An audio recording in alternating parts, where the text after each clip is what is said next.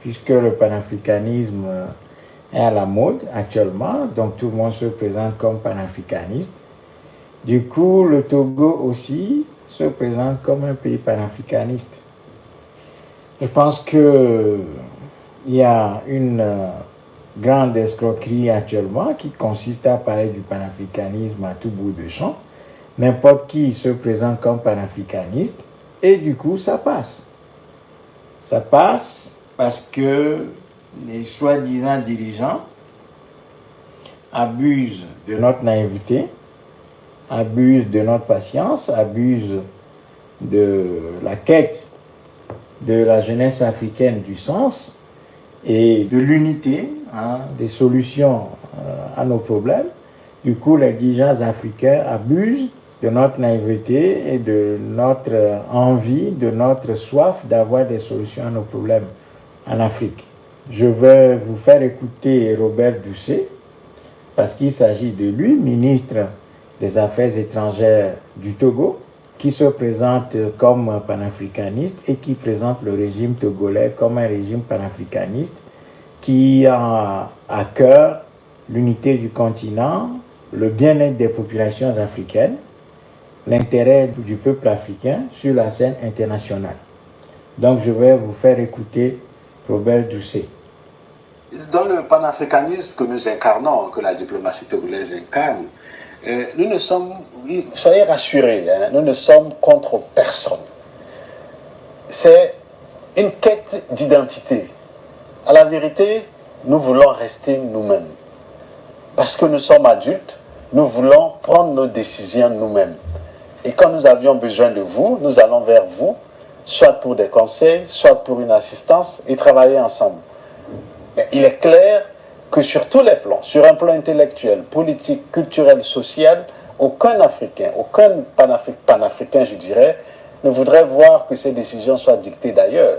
Et donc ce que nous voulons dans ce panafricanisme, c'est un panafricanisme ouvert à tout le monde, mais avec le respect de nos valeurs, de nos cultures. Pas forcément nous imposer des valeurs qui ne sont pas les nôtres, nous imposer des visions qui ne sont pas les nôtres, nous imposer des intérêts qui ne sont pas les nôtres. Bref, laissez-nous être nous-mêmes et servir nos populations. L'Afrique demande seulement à être respectée. L'Afrique, ou vous êtes souverain ou vous ne l'êtes pas. C'est simple. L'Afrique demande seulement à être respectée par tous et par toutes. C'est simple.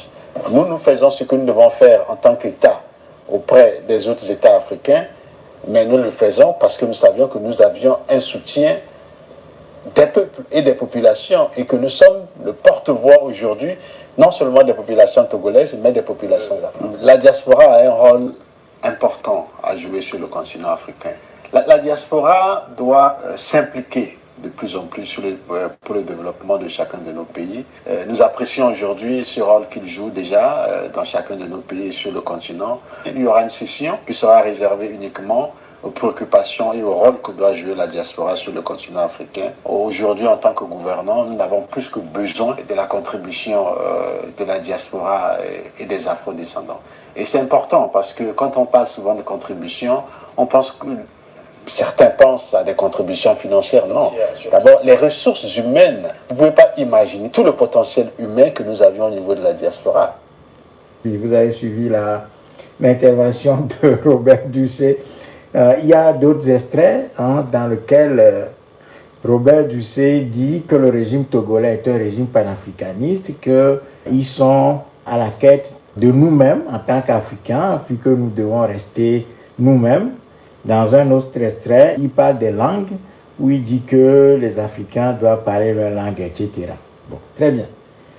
Vous voyez, aujourd'hui, le panafricanisme est devenu un concept fourre-tout. Tout le monde peut venir se proclamer panafricaniste. Donc, les pires dictatures en Afrique peuvent venir proclamer qu'ils sont panafricanistes.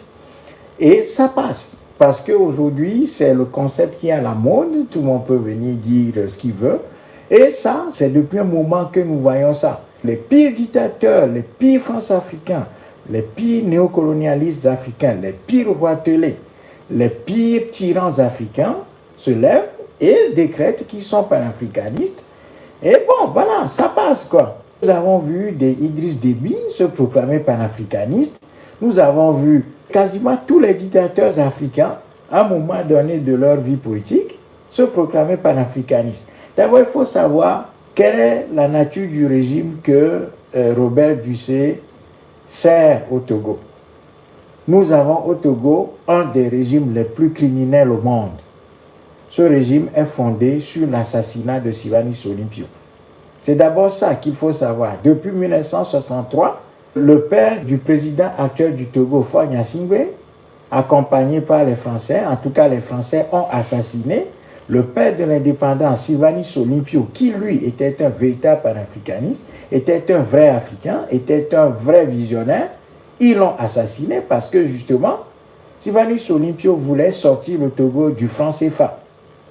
Donc, on l'a tué à la veille de l'accord que le Togo devait signer avec l'Allemagne pour sortir le Togo du franc CFA. La France a assassiné Sylvanus Olympio et a placé le père de Faure Gnassingbé, Étienne Eyadema Gnassingbé, au pouvoir depuis 1963. Et puis, bon, finalement, on a préparé Eyadema à prendre le pouvoir réellement au Togo. C'est ça qui s'est passé. Donc, ce régime est fondé sur le crime fondateur de l'assassinat de